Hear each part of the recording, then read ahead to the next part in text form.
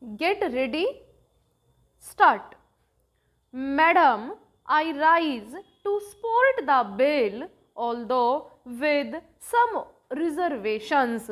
This bill, which seeks to amend our constitution, introduces, as the previous speaker said, no new principle at all. It only facilitates the implementation of a principle already adopted by us, by parliament and by the country. It is an enabling bill to protect the enactments which have been passed by the various state legislatures in the country. As everybody knows, certain enactments were struck down by the courts, by the Supreme Court in some cases and by the High Courts in some other cases on the ground that some of the provisions of those enactments were violative of certain articles of the Constitution. The validity of the Land Reforms Act has been challenged. Now, what is to be done? I think there are only two alternatives before us. Either we have to give up once and for all the whole principle of land reforms, or we have to amend the constitution in such a way that the principle of land reforms is protected. There is no other way. Some honorable members are vociferous about the sanctity of the constitution, but who wants the sanctity of the constitution to be violated? It is being argued that this bill violates the fundamental rights enshrined in the constitution. The right to acquire and hold property guaranteed by one of the articles of the constitution is interpreted as the right of the landlord to exploit the peasants and amass unearned income.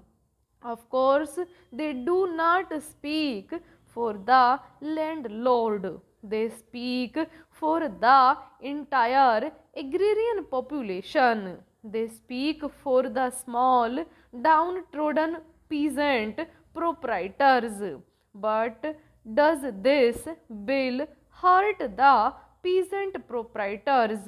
The bulk of the peasant proprietors in our country hold only very small parcels of land. According to the census of agricultural holdings, 82% of the agriculturists hold below 5 acres of land. The bill does not speak to dispossess them, these millions of small peasant proprietors. Only a small number of persons owning large estates, owning large proprietary rights, only a few big landlords will be affected. In the name of land settlements, these landlords have amassed extensive plots of land, extensive holdings. They do not cultivate the land themselves. Some of them cultivate their land with the help of hired labor, and others farm them out to tenants, subtenants, or sharecroppers. Madam, it is only just that those who till the land must get the ownership of the land and they till, and those who own land in excess of the ceiling should be deprived of the excess and the excess distributed to those who are willing to cultivate and who have no land. What is wrong in this? It is true that the security and the so called fundamental rights of a few big landlords are taken away by the bill. But what about the security and fundamental rights of millions of small peasants, downtrodden peasants who cultivate the land and produce our food? Does the constitution want that the bulk of the peasant masses and agricultural workers in the countryside should have no right to enjoy the property created by their own labor? That is certainly not the spirit of our constitution. Our constitution provides that the ownership and control of the resources of the community are so distributed as to subserve the common good. This directive principle is also a fundamental principle, more fundamental than the right of the landlord to exploit the peasant.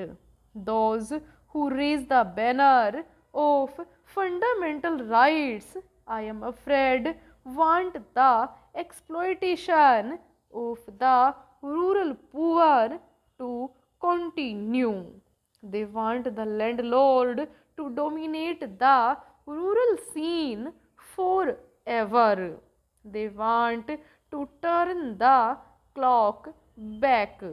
Madam, this private property in land is not an age old institution as some people imagine.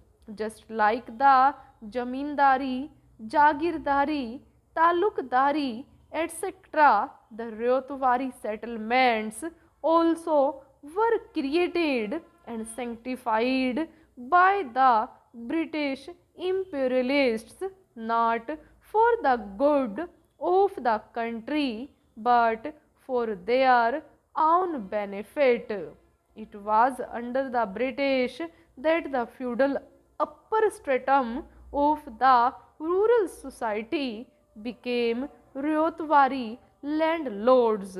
The middle peasants, the small peasants, the poor peasants all suffered in this process.